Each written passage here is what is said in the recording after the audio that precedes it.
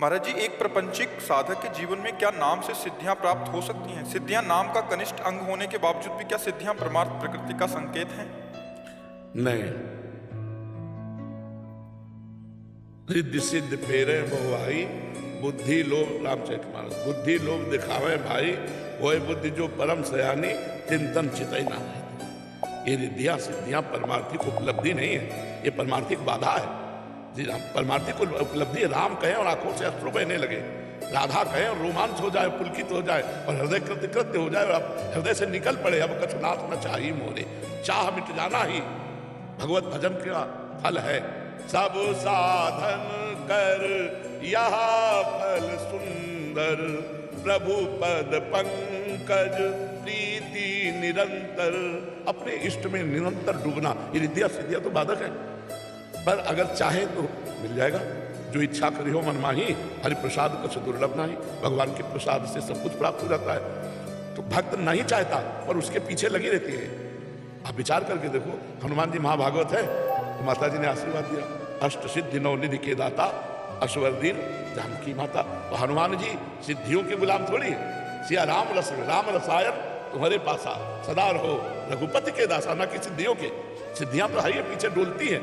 भगवान के भक्त के चरणों में तो विविध सिद्धियां डोलती, पर उन्हें स्वीकार नहीं करता। वो भगवान के दासत्व को स्वीकार करता है, भगवान के प्रेम को स्वीकार करता है। तो अगर नाम जप करे तो साधक सिद्धियों को प्राप्त कर सकता है। ऐसा नहीं कि उससे प्राप्त नहीं किया जा सकता, प्राप्त कर सकता है, पर वो सिद्धियां भगवत प्राप्ति में बाधक है। वो बुद्धि जो परम सयानी, दिन तंचित ना। अगर सिद्धियों में फंस गया तो सिद्धियां माया ही है।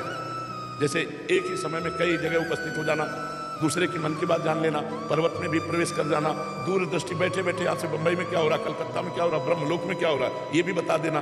तो ये सब है तो माया का। आब्रह्म स्तंभ पर्यंतम सर्वम मायामय जगत। हमारी सिद्धि ये है कि प्रिया प्रीतम इस समय क्या कर रहे हैं, उनके मन में क्या चल रहा है, मन मन की रुचि जान नेह विधि अनुसर है, और हम अपने प्रिया प्रीतम को सुख कैसे पहुंचाएं, ये सिद्धि। हमारी दृष्टि प्रिया प्रीतम में लगी है, इसके सिवा और किसी में नहीं। तो हम सही ठिकाने से चल रहे हैं। यदि रिद्धि सिद्धि तो बाधा हो जाएगी, भगवत प्रेम प्राप्ति में बाधा हो जाएगी। समझ पा रहे आप? महाराज जी, उसमें चिंतन में प्रभाव पड़ेगा। ऐसा बाधा किस रूप में आएगी महाराज जी? प्रभु से विलग होना ही बाधा है। चाहे कोई वस्तु व्यक्ति स्थान कुछ भी हो, हमारे प्रभु का स्मरण छुटा दे, हमारे प्रभु से विलग कर दे, तो सब माया ही है, सब माया ही है। जो व्यक्ति वस्तु स्थान हमारे प्रिय प्रभु का स्मरण हटा दे वो माया ही है, और जिसके संयोग से प्रभु का स्मरण बढ़े वो भक्ति है। चाहे कोई वस्तु व्यक्ति सिद्धि कुछ भी हो, जिससे प्रभु का स्मरण बढ़े।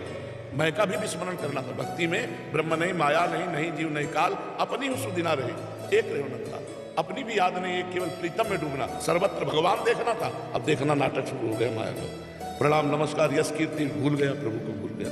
बहुत विचित्र माया। इसीलिए गुरु चरणों का आश्रय लेकर निरंतर भजन परायण, प्रभु के चरणारविंद के अलावा और किसी में राजी ना होना, और किसी में राजी ना होना, ये परम चतुरता होगी भक्त की। राजी हो गया तो मनोरंजन पे छोड़ देंगे, प्रभु करो मनोरंजन। फिर जब होश आए रोगे तो फिर सतमार्ग मिल जाएगा। नहीं तो अनेक जन्मों से हम भ्रमण कर रहे हैं इसी माया प्रपंच में। अब इस जन्म में थोड़ा थोड़ा आंखें खुल नहीं, शायद जग जाए पूरा, और जग गया तो जय जाने जग जाए हेराई, और जागे जथा स्वपन भ्रम जाई, परमानंद में डूब जाएगा।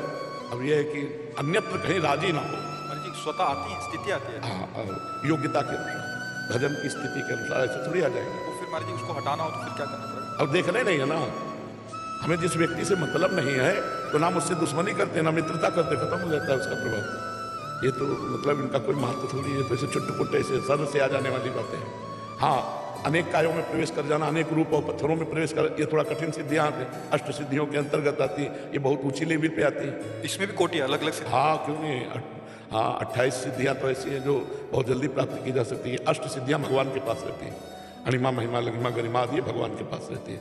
और ये सिद्धियां मतलब भगवत, पर अपने को भगवान का दास बनना है कि भगवान के समान बनना है? भगवान के समान थोड़ी बनना, भगवान का दास बनना है। इसीलिए भक्तजन दिए मानव न ग्रहण बिना मत सेवनम जना, न सिद्धियां न मोक्ष, कुछ नहीं स्वीकार करते, भगवान की दासता स्वीकार करते हैं। यहाँ अच्छे भोजन में 5 गुलाब जामुन में भगवान को भूल सकते हैं? नहीं भूल सकते। समोसा चटनी में भगवान को भूल सकते हैं? अगर समोसा चटनी पाते समय भगवान भूल गए तो इसका मतलब भगवान का महत्व कम हो गया, समोसा चटनी का ज्यादा हो गया। तो अगर इस डिग्री से हम थर्मामीटर लगा के अपने को नापे तो हम कहाँ के भगत हैं, कितने भगत हैं, अपने आप समझ में आ जाएगा। भागवत में लिखा है, त्रिभुवन की राज्य लक्ष्मी देने पर आधे पल के लिए भी जो भगवान का विस्मरण ना करे वो महाभागवत है। अतिशय प्रबल देव तो माया। अरे बहुत विचित्र है, इसीलिए पहले कदम पे सावधान, हर कदम पे सावधान। माया है कि भक्ति, देखता रहे। उसकी पहचान है जिस वस्तु व्यक्ति के संसर्ग से भगवत स्मरण हमारा बढ़े वो भक्ति, और जिससे घटे छूटे वो माया। वो कोई भी हो, बस कोई भी हो, कोई भी हो, जिससे भगवत स्मरण बढ़े वो भक्ति, और जिससे भगवत स्मरण छूटे वो माया। तो इस अगर हम अपने को थर्मामीटर में नाप के देखें तो अभी कोई स्थिति नहीं व्यक्ति की। छोटी छोटी बातें, माना अपमान भगवान विस्मरण करवा देगा। साष्टांग दंडवत तो भगवान है, तो हम भगवान को भूल जाएंगे, उसकी बात याद करने लगेंगे। बहुत जब हम कसौटी पे कसेंगे तो बहुत छिद्र है अभी, हर छिद्र को बंद करके तब प्रेमामृत तूफान लाता है। तो बहुत करत करत अभ्यास के जड़मत होत सुजान, रस्सी आवत जात ही सिल पर होत निशान। हम बार बार भजन का अभ्यास करते, तुम्हारी इंद्रियों और मन में भजन का अधिकार हो जाता है। तब फिर खाते पीते उठते बैठते चलते फिरते निरंतर भजन चलता है। भजन ना छूटे, यही हमारी कसौटी है। चाहे गृहस्थ हो चाहे विरक्त हो। स्मृति काम ही नारी प्यारी जिम, लोभी जिम प्रिय काम, तिम रघुनाथ निरंतर प्रिय लागो मुझे। ये अंदर की आंतरिक वृत्ति। महाराज जी विषय चल रहा है इसलिए पूछ रहे हैं, फिर तो ये बाधा रूप में महाराज जी हुआ है। तो ये जैसे सिद्धियां, तो ये तो साधक के लिए बाधा के रूप में। अब तभी तो गोस्वामी जी ने लिखा है, वो बुद्धि जो परम सयानी चिंतन चितई ना नहीं। कोई सिद्ध नहीं, हमें एक तुच्छ दास बनना है, सबसे नीचे रहना है। तृणादपि सुनीचे है, हमको तृण से भी नीचे रहना है। सब पूरे जगत को आराध्य देव मानना है। किससे सिद्धि दिखाएंगे? आराध्य देव से। सिय राम में सब जग जानी, करो प्रणाम जोरी जुग पानी। सब इष्टाकार वृत्ति है, तो इसमें सिद्धि की जरूरत क्या है? अगर सिद्धि आ गई तो फिर तुम्हारे मन में ये चल रहा, तुम्हारे मन ही तक पहुंचे, आत्मा तक तो पहुंचोगे ही नहीं। सिद्धियों की आत्मा में प्रवेश तो मन तक है। मन से ही जैसे स्वप्न में देह धारण करते हैं, ऐसे बहुत देह धारण कर सकता है योगी।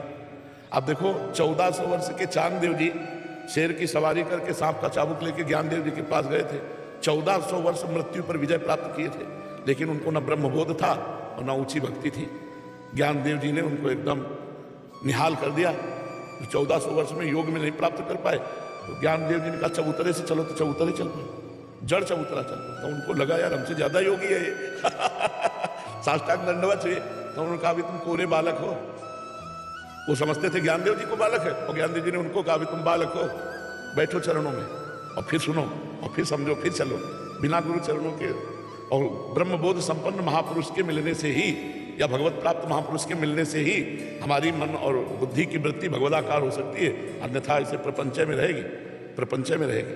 हम जिसको देखते हैं उसके देखने से जब वैराग्य हमारे अंदर आवे, संसार के भूख छूटने लगे, उनके वचन हमें अमृत के समान लगने लगे, हृदय में लगने लगे, कब भगवान को प्राप्त हुए। जान लो सत्संग मिल गया। अगर ये प्रभाव नहीं मिल रहा तो या तो आपका हृदय बहुत मलिन है, या तो सत्संग ही नहीं मिला। नहीं, सत्संग का प्रभाव है, बिना ही प्रयास होए भवभंगा, बड़े भाग पाइप सत्संगा, और बिना ही प्रयास होए भव।